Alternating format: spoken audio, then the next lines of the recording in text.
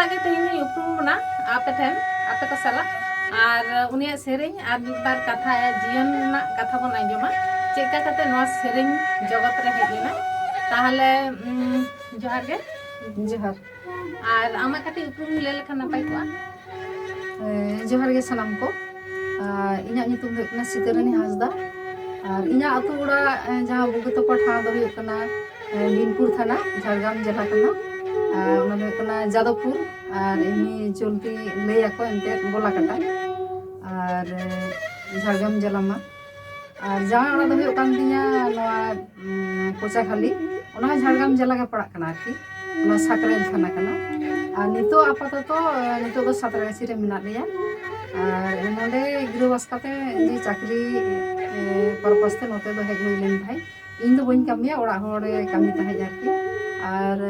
सातरागाछी रे आपाततो नंका अपन अपन मेटांग कुंबो बेना काते मेना लिया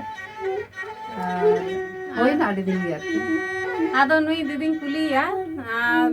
दीदी ताहले आम नवा सेरिंग जगत रे दो तिस कोनाम हेज कना तिना काटी उमर रे खना से तिना बयस रे नोडे हेज कना सेरेन जगत रे ले लेखान दो माने इन दो ने सातरागाछी माने बापला काते गे सेरेन जगत रे दिन हेज कना और नोआ एंते सेरेन जे सेरेन मा आलेया माने वंशो रेगे मेना सेरेन माने मायाम रेगे मेना तालेया सेरेन दो आडी हुडी खुना इन आंजम कदा माने इन गोड़म हड़ाम गोड़म बुढ़ी दको को सेरेन ताहे से न बाबा हो और इन गोड़म बुढ़ी हो दमे रुसिगा किन ताहे कान ताहे जाकी बना होगे और उन दो माने इन जखन 2-3 दिन पढ़ा आरकी उन दिन आंजम आरकी नेल कुइन आंजम कुइन तो आडी रस्किन बुझा आडी खुशी बुझा और जखन कटी कटी इन हो माने चे सानाया आरकी सेरेन तो उन समय दो बाबा दो ले ताहे जे नोआ को सेरेन को सेणाय खान दो उनी दो ओलक पढ़ा दो आदो बाय सेणा दाड़िया तो नोंका काते आदो इन दो सेरेन सेद दो बई हेज कना और नोआ बापला काते गे इन दो ले लेखान पूरा पूरी सेरेन सेद दो हेजना और ओना हो ओड़ा ओड़ा उदगो तेगे नोआ सेरेन ले ती हेज कना अब तिना साल खनाम सेरेኝ आरंभ केदा नोडे हेज कते बापला परे ढेर घड़ी होइना माने 1994 से माने एहब होई कना आरकी नोंका आले दोले नोंका ले प्रैक्टिस बड़ाय ताहे उन दो आबोरेन एंते मलतान रघुनाथ टुडू गमके ताई ताहे कान को नोंडा आकाशवाणी कोलकाता नोआ रेडियो सेंटर रे तो कटी ले प्रैक्टिस बड़ाय ताहे आदो नोंका उन समय दो तुमल कते सेरेन को हाता ताहे गिडी ताहे को आदो नोंका आले हो नोडे आरोले ᱧᱟᱯᱟᱢ आले सलाते इन सलाते अंते पुदी बाबू मेनाया गोपाल बाबू मेनाया पुष्प बाबू मेनाया तो उमा मुर्मू नुकु आरो को ताहे कना आले रेन इन रेन ओड़ा होड़ तापरे जिप्टन को कनेल हासदा उनको को बनु कोआ आयमा होड़ गे आर को हानके नाते कना किछु तो को बंगा तला कना तो बनु कोआ आरकी आबो तला रे तो जतो होड़ मिट काते आले मिटांग ताले सीट किदा अच्छा ताहले आदो होय जे आम रेडियो सेंटर टीवी सेंटर रे आम चैनल पर सेरिंग ले आंजम कदा नितो मिटांग सेरिंग लेखान कति मांजम लेखान हे ताहले जलो दम मारे दम सेरिंग तो इन दो ओनकाना गे बेसी माने ट्रेडिशनल सेरिंग जोगे बेसी सेरिंग कदा होय माने मॉडर्न से ट्रेडिशनल ओना ओकाटा सेरिंग बा ओना ये गे नो ट्रेडिशनल ताहले ट्रेडिशनल गे मिटांग सेरिंग बोलबे होय दम सेरिंग तो ना दो ना मारे सेरिंग आरकी और रेडियो सेंटर हो ना नुछन होई कना और ना सेरिंग को ना कथा दो ओला कदा मान पुलिस कुमार मुर्मू आरकी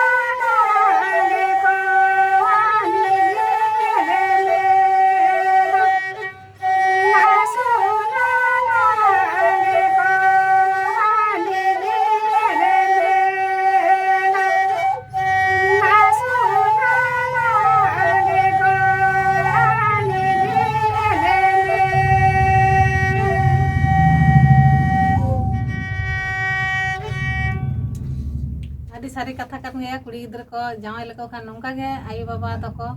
ᱨᱟᱜᱟ ᱢᱚᱱᱮ ᱢᱚᱱᱮᱛᱮ ᱛᱚ ᱟᱫᱚᱧ ᱞᱟᱹᱭᱫᱟᱹᱧ ᱟᱢ ᱡᱮ ᱦᱚᱸᱜᱼᱚᱭ ᱥᱮᱨᱮᱧ ᱛᱟᱦᱮᱸ ᱥᱮᱨᱮᱧᱟᱢ ᱟᱫᱚ ᱚᱱᱠᱟ ᱵᱟᱭᱨᱮ ᱠᱚᱨᱮ ᱡᱟᱦᱟᱸ ᱚᱱᱠᱟ ᱯᱨᱳᱜᱨᱟᱢ ᱠᱚᱢ ᱪᱟᱞᱟᱣ ᱠᱟᱱᱟ ᱥᱮ ᱱᱚᱣᱟ ᱨᱮᱰᱤᱭᱳ ᱴᱤᱵᱷᱤ ᱨᱮᱢᱟ ᱟᱢ ᱫᱚᱢ ᱥᱮᱨᱮᱧᱮᱫ ᱜᱮᱭᱟ ᱥᱟᱱᱟᱢ ᱦᱚᱲ ᱜᱮᱠᱚ ᱵᱟᱲᱟᱭ ᱜᱮᱭᱟ तो आरो उनकाम चला बड़ा करना यहाँ से हे चलाव कनाई माने जखन 1994 साल खुना माने चला हुई कना उन दो बारे बारे आदि हो मिदुन करे से जहाँ करे उनका बारे प्रोग्राम को चला हो उनके चलाव कना ले आरकी आदि जायगा रे सेरेन को माने मोड़े तुरे बछर दो माने दमे दाड़ा हुई कना आरकी ताले हो एम सेरेन को तो ओकोय गा गाबाना माने ओकोय तोलामा उनका माने आमा राहा सेरेन इन जहाँ तीना इन सेरेन दा माने जतो सेरेन रेगे ऑल तलेया मेनाया आरकी डायरेक्टर मान प्रदीप कुमार मुर्मू उनिया गे अंते सेरेन को कथा को गा गलांग गाबाना राहा को एमा उनिगे माझे माझे एमनी ट्रेडिशनल राहा को इन कटिया राहा आरकी आ छोटो खाटो काटी काटी आ सेरेन को उनका इन कटी तोल बड़ाई आरकी तो बेसिर भाग उनी प्रदीप को राहा गे सेरेन बड़ा होय ताले नोआ जहां तोल गाम दा आपे की उनका मिटांग गावता मेना से माने चेलका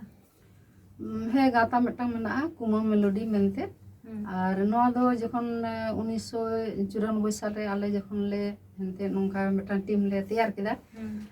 सेरेन बड़ा केदाले सेरेन बड़ा केता आदले मने केदा रेडियो सेंटर रे ऑडिशन बन एमा और नोंका ले चर्चा बड़ा केदा सेरेन को और उन समय गे ओना कुमा मेलोडी मेनते ले झिक केदा आरकी और नोआ रे एनते आइमा होड़ सेलेद मेना लिया आरकी मारांग ये रेडियो सेंटर पे करा केदा से मारांग गाता पे तैयार कदा बा गाता मारांग ले तैयार केदा अच्छा तारपर रेडियो सेंटर रे होय होय है नोआ रे मोटामोटी 12-13 जन एनते को ताहे कना मेंबर को नोय नुई गोपाल बाबू मेनाया पुष्प बाबू मेनाया और मान प्रदीप कुमार उनी हो और उमा मुर्मू मेनाया और साथे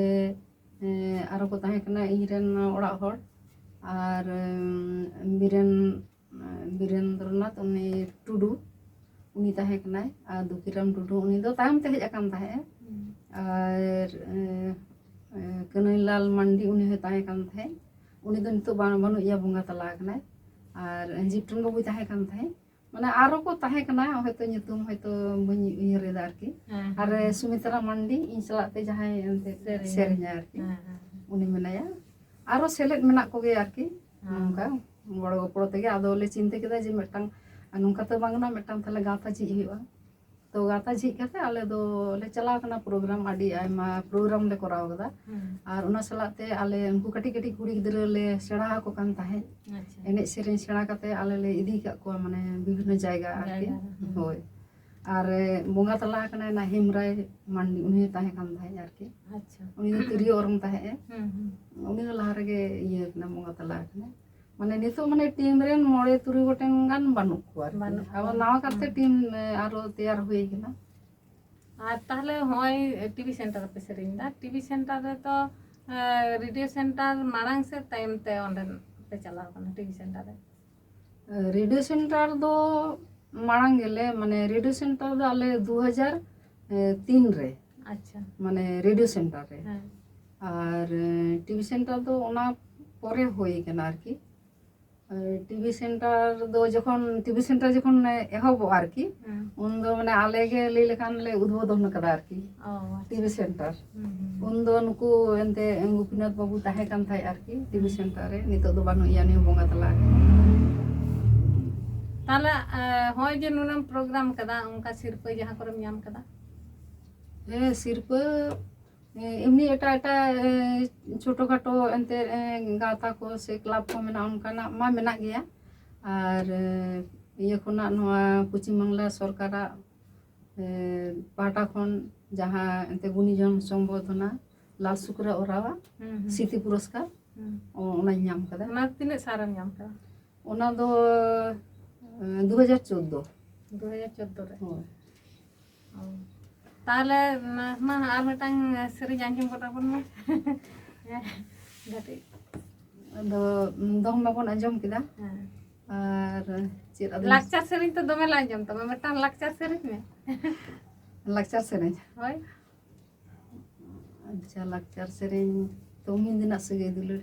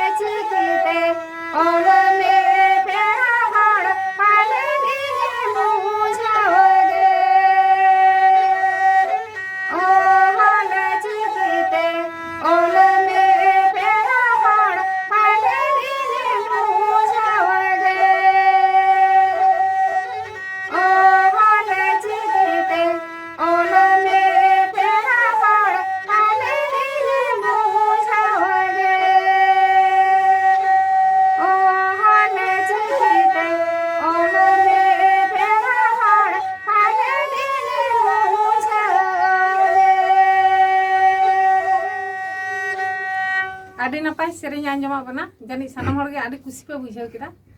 ᱟᱨ ᱟᱫᱚᱧ ᱠᱩᱞᱤᱭᱟ ᱟᱪᱪᱷᱟ ᱟᱢ ᱡᱮ ᱦᱚᱸᱜᱼᱚᱭ ᱮᱢ ᱥᱮᱨᱮᱧᱟ ᱥᱮᱨᱮᱧ ᱫᱚ ᱚᱲᱟᱜ ᱦᱚᱲ ᱪᱮᱫᱠᱟ ᱥᱟᱯᱳᱨᱴ ᱢᱮᱭᱟ ᱤᱧ ᱥᱮᱨᱮᱧ ᱞᱟᱭᱤᱱ ᱨᱮᱫᱚᱧ ᱦᱮᱡ ᱠᱟᱱᱟ ᱞᱟᱹᱭ ᱞᱮᱠᱷᱟᱱ ᱚᱲᱟᱜ ᱦᱚᱲᱟᱜ ᱥᱟᱯᱳᱨᱴ ᱛᱮᱜᱮ ᱟᱪᱪᱷᱟ ᱡᱚᱠᱷᱚᱱ ᱤᱧ ᱢᱟᱱᱮ ᱵᱟᱯᱞᱟ ᱠᱟᱛᱮ ᱡᱚᱠᱷᱚᱱᱤᱧ ᱦᱮᱡ ᱮᱱᱟ ᱡᱚᱠᱷᱚᱱ ᱱᱚᱣᱟ ᱠᱚᱨᱮ ᱮᱱᱛᱮᱫ ᱯᱷᱟᱱᱥᱚᱱ ᱠᱚ ᱦᱩᱭ ᱵᱟᱲᱟᱜᱼᱟ ᱦᱮᱸ ᱩᱱ ᱥᱚᱢᱚᱭ ᱥᱴᱮᱡ ᱠᱚᱨᱮ ᱥᱮᱨᱮᱧ ᱟᱠᱚ ᱧᱮᱞ ᱠᱚᱣᱟᱭ ᱟᱫᱚᱭ ᱞᱟᱹᱭᱟ ᱱᱩᱠᱩ ᱠᱚ ᱥᱮᱨᱮᱧ ᱫᱟ ᱟᱢ ᱫᱚ ᱵᱟᱢ ᱥᱮᱨᱮᱧ ᱫᱟᱲᱮᱭᱟᱜᱼᱟ ᱥᱮᱨᱮᱧ ᱢᱮᱥᱮ ᱪᱮᱥᱴᱟᱭ ᱢᱮᱥᱮ ᱞᱟᱹᱭ ᱞᱮᱠᱷᱟᱱ ᱚᱲᱟᱜ ᱦᱚᱲᱟᱜ ᱩᱫᱽᱜᱟᱹᱣ ᱛᱮᱜᱮ ᱤᱧ ᱫᱚ ᱱᱚᱣᱟ ᱞᱟᱭᱤᱱ ᱨᱤᱧ ᱦᱮᱡ ᱟᱠᱟᱱᱟ ᱛᱟᱦᱞᱮ ᱟᱢ ᱢᱟᱛᱚᱢ ସଂᱥᱟᱨ ᱮᱫᱟ ସଂᱥᱟর ᱛᱟᱞᱟ ᱛᱮᱜᱮ ᱥᱮᱨᱮᱧ ᱦᱚᱸᱢ ᱥᱮᱨᱮᱧᱟ ᱛᱚ ᱟᱢ ᱫᱚ ᱜᱤᱫᱽᱨᱟᱹ ᱯᱤᱫᱽᱨᱟᱹ ᱛᱤᱱᱟᱹᱜ ᱛᱟᱢ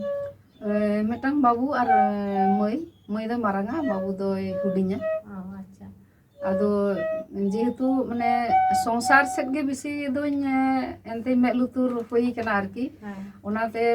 ᱢᱟᱱᱮ ᱥᱮᱨᱮᱧ ᱡᱚᱜᱚᱛ ᱨᱮ ᱥᱮᱴᱮর ᱠᱟᱛᱮ ᱦᱚᱸ ᱢᱟᱱᱮ ᱚᱱᱠᱟ ᱵᱟᱭᱨᱮ ᱫᱚ ᱚᱱᱠᱟ ᱫᱚ ᱟᱫᱚᱱᱟᱜ ᱯᱨᱳᱜᱨᱟᱢ ᱠᱚᱫᱚ ᱵᱟᱝ ᱦᱟᱛᱟᱣ ᱦᱩᱭ ᱠᱟᱱᱟ ᱢᱟᱱᱮ ᱥᱚᱝᱥᱟᱨ ᱠᱟᱛᱮ ᱡᱟᱦᱟᱸ ᱛᱤᱱᱟᱹᱜ ᱴᱟᱭᱤᱢᱮᱢ ᱧᱟᱢ ᱫᱟ ᱚᱱᱟ ᱴᱟᱭᱤᱢ ᱨᱮ ᱢᱟᱱᱮ ᱡᱟᱦᱟᱸ ᱛᱤᱱ ᱢᱟᱱᱮ ᱥᱚᱝᱥᱟর ᱠᱟᱛᱮ ᱜᱤᱫᱽᱨᱟᱹ ᱯᱤᱫᱽᱨᱟᱹ ᱧᱮᱞ ᱠᱟᱛᱮ ᱡᱟᱦᱟᱸ ᱮᱢᱛᱮ ᱴᱟᱭᱤᱢ ᱠᱚ ᱧᱟᱢᱚᱜᱼᱟ ᱥᱮ ᱚᱱᱠᱟᱱ ᱪᱷᱩᱴᱤ ᱫᱤᱱ ᱨᱮ সময় ᱠᱚ ᱧᱟᱢᱚᱜ ᱠᱷᱟᱱ ᱚᱱᱠᱟ ᱪᱟᱞᱟᱣ ᱵᱟᱲᱟ ᱦᱩᱭ ᱠᱟᱱᱟ ᱟᱨᱠᱤ ᱟᱫᱚ ᱦᱚᱸᱜᱼᱚᱭ ᱡᱟᱦᱟᱸ ᱥᱚᱨᱠᱟর ᱯᱟᱦᱴᱟ ᱠᱷᱚᱱᱟᱜ ᱢᱟ ᱟᱢᱮᱢ ᱧᱟᱢ ᱠᱟᱫᱟ ᱤᱭᱟᱹ ᱫᱚ ᱢᱟᱱᱮ ᱪᱮᱫ ᱮᱢ ᱞᱟᱹᱭ ᱠᱮᱫᱟ गुणीजन गुणीजन सम्मान ᱧᱟᱢ ᱟᱠᱟᱜᱼᱟ ᱛᱚ ᱚᱱᱟ ᱠᱷᱚᱱᱟᱜ ᱦᱚᱸ ᱥᱚᱨᱠᱟर ᱠᱷᱚᱱᱟᱜ ᱦᱚᱸ ᱦᱟᱸᱰᱮ ᱱᱟᱰᱮ ᱡᱟᱡᱽ ᱠᱚ ᱤᱫᱤ ᱠᱚᱣᱟ ᱚᱱᱠᱟ ᱡᱟᱡᱽ ᱠᱚᱢ ᱪᱟᱞᱟᱣ ᱵᱟᱲᱟ ᱟᱠᱟᱱᱟ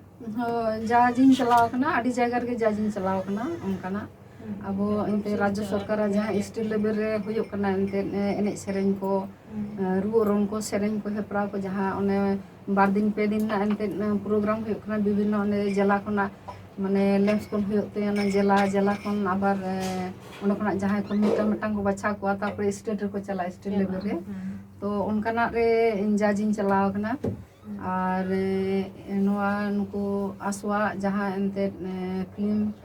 फेयर फिल्म अवार्ड होइना ओना रहो जज लेकाती चला लेन थाय आ नोआ स्कूल जहाँ स्कूल को जहाँ एंते स्कूल गिदरा जहाँ हुयो कना उनको स्टेट लेवल रे हुई कना उनको रहो ओना रुन चलाव कना स्टेट लेवल रे उनको गिदरा को जज लेकाती चलाव कना और एमनी क्लब को एटा क्लब को आरकी उनका जज लेकाती चलाव कना